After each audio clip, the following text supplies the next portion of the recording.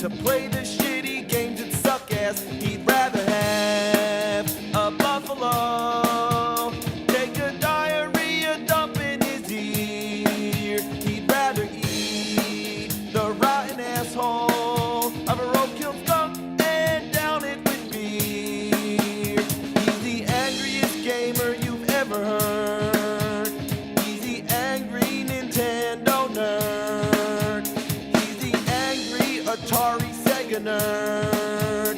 He's the angry video game nerd. When you think back to the early days of the NES, one title that can't be forgotten is Paperboy. It was one of the first NES games to come from an American company, Atari, who first introduced it as an arcade in 1985, and then it was ported onto more consoles and home computers to count. Commodore 64, Apple II, Amiga, Sega Master System, Game Boy, Game Gear, Genesis, everything you could possibly think of. There was even a Tiger handheld version. Also, a sequel and an N64 version in 3D style. It really caught on. It's considered first rank, definitive in its field, of enduring interest, the highest nostalgic value. It connected with the public, it's universally renowned, one of the all-time classic video games. And it's all about delivering newspapers. It's as basic as it gets. You're a paperboy riding a bike with one goal: deliver newspapers to the subscribers. For those who remember it, there's nothing more to explain. But for the younger gamers today, you're probably scratching your heads. Maybe not, but if so, I'll clear it up, okay? A newspaper is a publication issued at regular intervals, usually daily or weekly, and contains news, politics, sports, business, finance, advertisements, comics, etc. And they're printed on paper. It was fucking crazy! Yes, newspapers still exist, and even Nintendo still makes games, but that's debatable. Anyway, if you know newspapers and old video games, let's continue. There's 7 stages, or should I say 7 days. At the start of each day, you're shown a street map indicating which houses are subscribers and which ones aren't. Then you're on your way to start delivering papers. Thankfully, you do not have to remember the street map. The subscribers' homes are very easy to recognize. Not by the mailbox, that would make too much sense. The entire houses are labeled by color. The white houses are subscribers, the red houses are non-subscribers. Wow. Can you imagine painting your house based on your newspaper subscription? Next time you and your spouse are going over the bills and they're on your case about canceling your subscription to that damn paper, you'll first have to consider if you really want to go through the effort of painting your house again. The idea is to throw the newspapers, hoping they land on the doormat or into the mailbox for more points. Yeah, points. It was an arcade game, what do you expect? For every house you miss, the next day they become non-subscribers. But you can also lose subscribers by smashing their windows. Apparently there's a brick inside these newspapers. Yeah, all full of bricks. Now I feel really bad for this paperboy for carrying such a heavy load. But seriously, can you break a window with a newspaper? Can't say I ever tried it.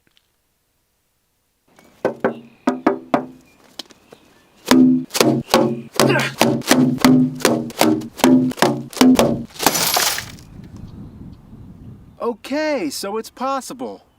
Even if you get one in the mailbox, but you break a window, they unsubscribe. Assholes. They got their paper. I still delivered it, didn't I? Dude, if I was a kid and Nintendo Power came crashing through my window, I'd say, fuck yeah! I've been playing this game for almost 30 years, and aiming the newspapers has always been a problem. The game is tilted in an awkward isometric angle, which was ambitious for its time, but annoying as hell. When you throw a paper, you have to time it perfectly, and even after the paper is airborne, it changes its trajectory based on the movement of your bike.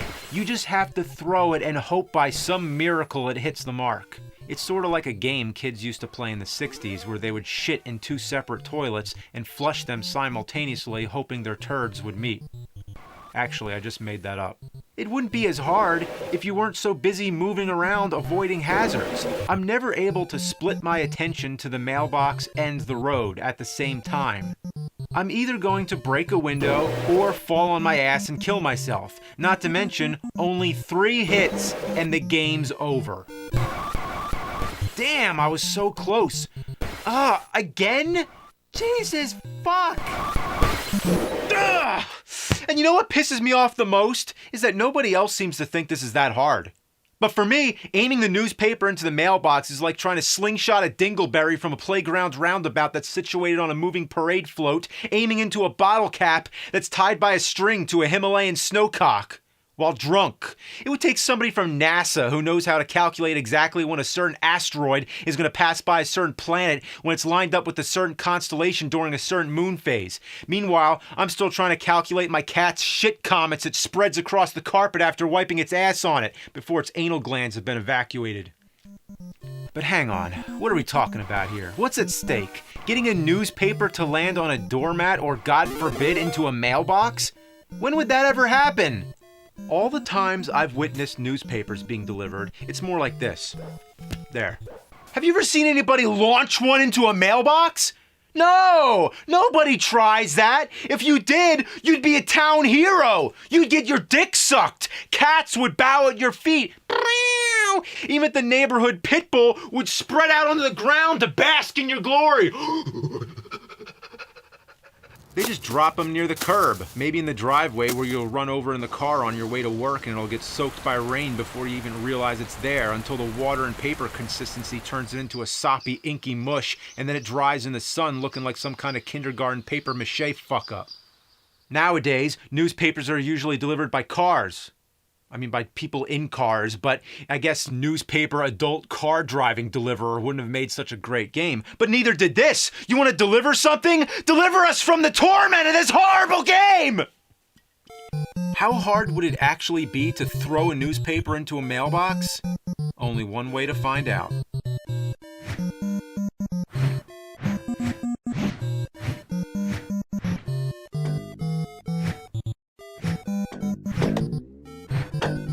Yep, what I thought.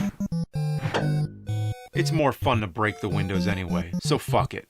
Extra! Extra! Paperboy goes mad! Here's some assifieds! Here you go, daily douchebag! 10% off your next purchase, so fuck you! Cloudy with a chance of ass kicking! Dear Abby, make him eat shit! Crosswords, can you spell cunt? Horoscopes, you will achieve greatness! In hell!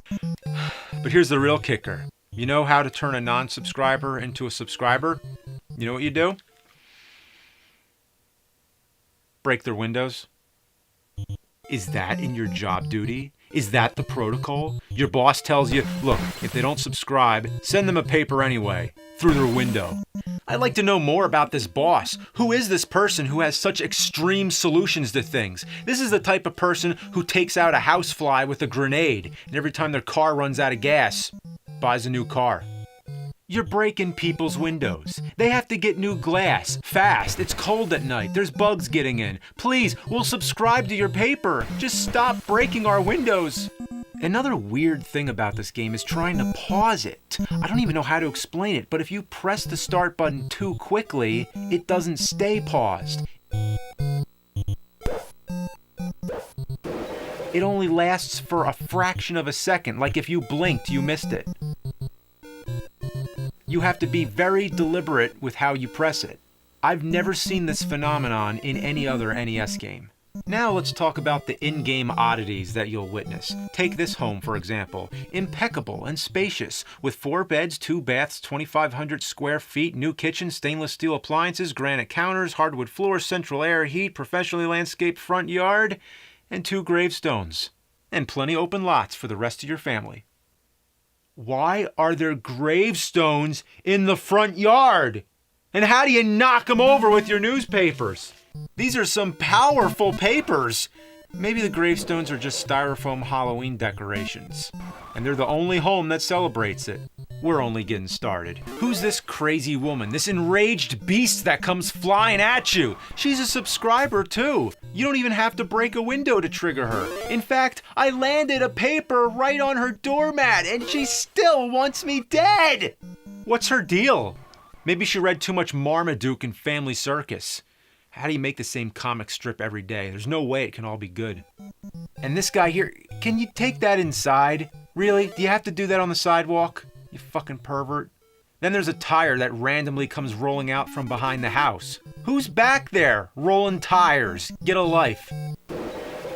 How about the lawnmower, the remote control cars, the breakdancer? Yeah, he's breakdancing all by himself on the sidewalk. Is it a challenge? Did I get served? What's this? A tornado? Or the Tasmanian fucking devil? If there's a tornado coming through town, I think the residents have bigger issues than not getting their papers. Can't I take the day off if there's a fucking tornado warning? Maybe it's Simon Belmont. You didn't know that. After he used the tornado, he had to pass through Paperboy before he reached the other side.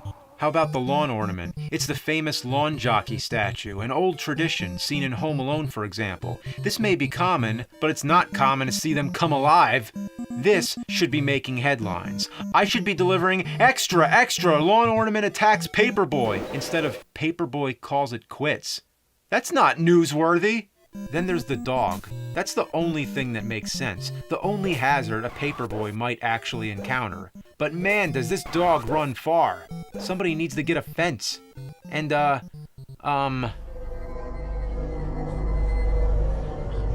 Grim Reaper is in town. That's a problem. Here, read the obituaries, you piece of shit. You would think maybe the instruction manual has some backstories to these characters. Maybe there's a reason why all this is happening.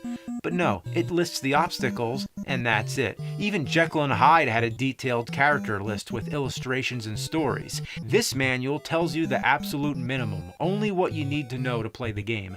No illustrations, except for the controller. It's one of the most boring NES manuals I've ever seen, and if I can say anything at all about Jekyll and Hyde being better, then you know you have problems.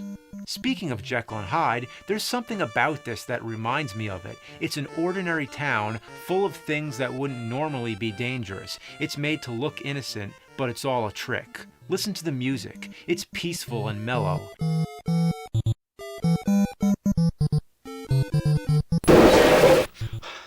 It makes you feel like there's nothing too urgent going on. Like you're the one who's fucking up. It annoys me to the very core of my soul. Ever since I've played this game as a kid, I've had a personal vendetta against it.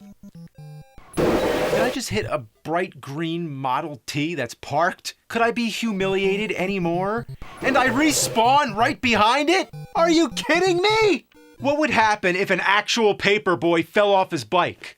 Nobody gets their papers?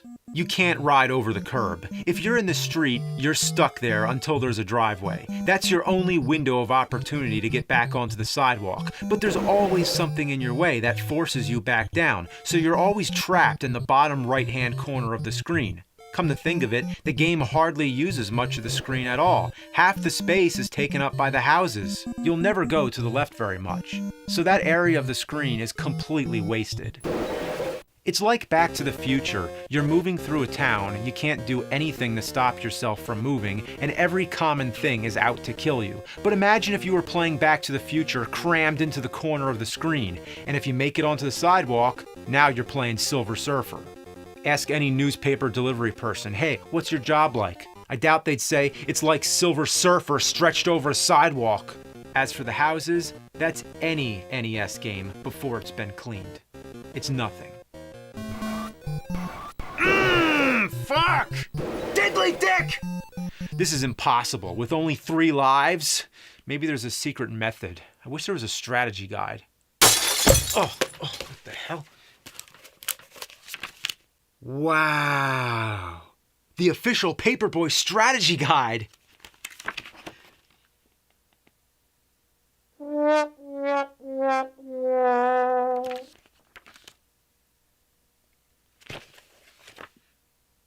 Whenever you make it to the end of the street, you're treated to an obstacle course finale.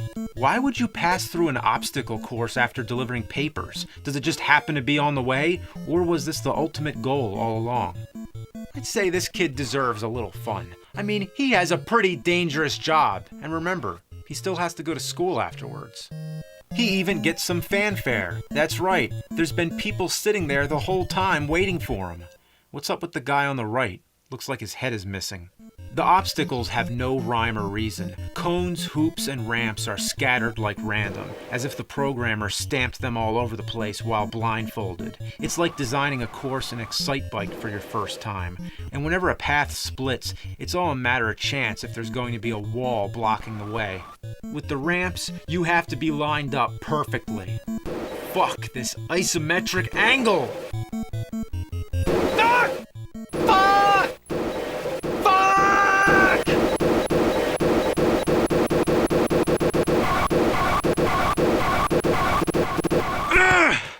You know what?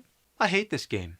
If you can't already tell, some people are good at it and say it takes time to get used to.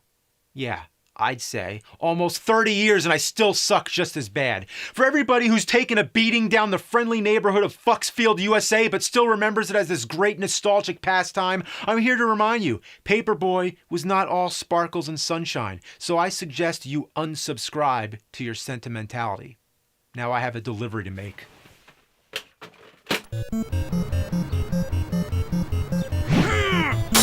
Yeah!